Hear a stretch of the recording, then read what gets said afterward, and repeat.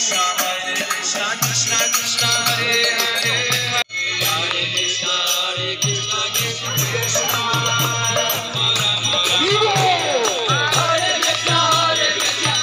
Morning Kolkata. আমি এখন চলে এসেছি শিয়ালদা স্টেশনে, যাব মায়াপুর। এখন লালগোলা ধরার ইচ্ছা ছিল, কিন্তু লালগোলা দেখলাম প্রচণ্ড ভিড়, ধরতে পারলাম না। তো 1:15-তে কৃষ্ণনগর লোকালে করেই কৃষ্ণনগর যাব, ওখান থেকে মায়াপুর। চলো আমার সাথে থাকো। দিয়ে দিয়েছে 7 নম্বর প্ল্যাটফর্মে, দেখতেই পাচ্ছ কৃষ্ণনগর। শিয়ালদা থেকে কৃষ্ণনগর যেতে সময় লাগে 2 থেকে 2.5 ঘন্টা। মাত্র 25 টাকাতে কৃষ্ণনগর পৌঁছানো যায়। তো আমি 25 টাকা দিয়ে একটা টিকিট কেটে কৃষ্ণনগর লোকালে উঠে কৃষ্ণনগর পৌঁছে গেলাম। কৃষ্ণনগর যখন পৌঁছলাম দেখি বাইরে মোটামুটি হালকা বৃষ্টি পড়ছে, সবাই দাঁড়িয়ে আছে, আমিও দাঁড়ালাম কিছুক্ষণ। তারপর ওখান থেকে একটু এগিয়েই অটো সবাই হচ্ছে ভাই, তার মধ্যেই নেমে কিছুটা এগিয়ে গিয়ে এখান থেকে আমি দেখি কি পাওয়া যায়। অটোতে ওঠার চেষ্টা করবো হুলোরঘাট, ঠিক আছে? মিনিট 5 2-4 মিনিট আর্লি পাওয়া যায়। কৃষ্ণনগর থেকে মায়াপুর যাওয়ার জন্য যেতে হবে আমাকে হুলোরঘাট। এই অটো করেই হুলোরঘাটে যাচ্ছি। প্রায় 15 কিলোমিটার, নিল মাত্র 30 টাকা। ফাইনালি 3 টাকা দিয়ে ফেরিঘাটের কাটলাম, হুলোরঘাট থেকে ওপারে যাব। চলো।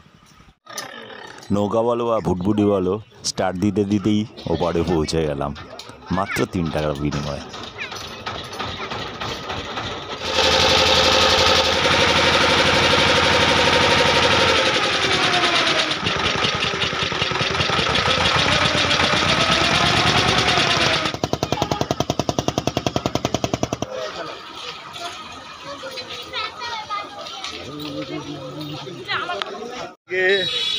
মন্দির অবধি টোটোতে 5 টাকা 10 টাকা চাইছি, বাট আমি হেঁটেই যাচ্ছি, কারণ আমার হেঁটে যেতেই ভালো লাগছে। বেশি দূর না, আমি হেঁটেই চলে যাচ্ছি।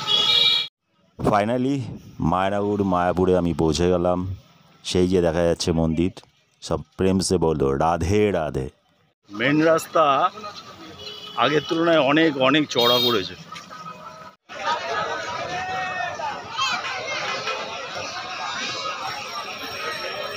ফাইনালি 5টা নাগাদ আমি যখন পৌঁছালাম, বুঝতেই পারছো কেমন অবস্থা বিকালবেলা।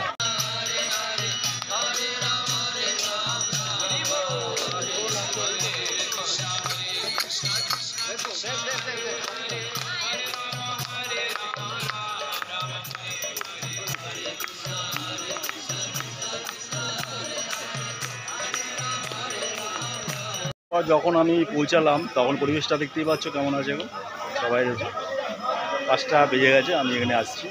জয় রাধে রাধে, প্রেম সে বলো রাধে রাধে, প্রেম সে বলো রাধে রাধে।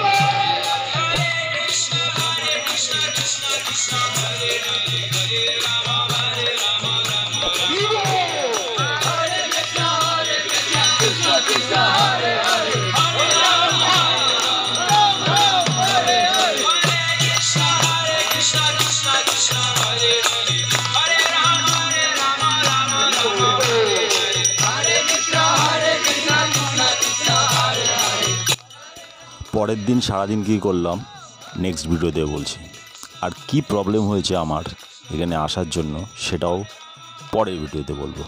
তো আপাতত এই ভিডিওটা এখানেই সমাপ্ত করছি। সবাই ভালো থেকো, সবাই প্রেম সে বলো রাধে রাধে।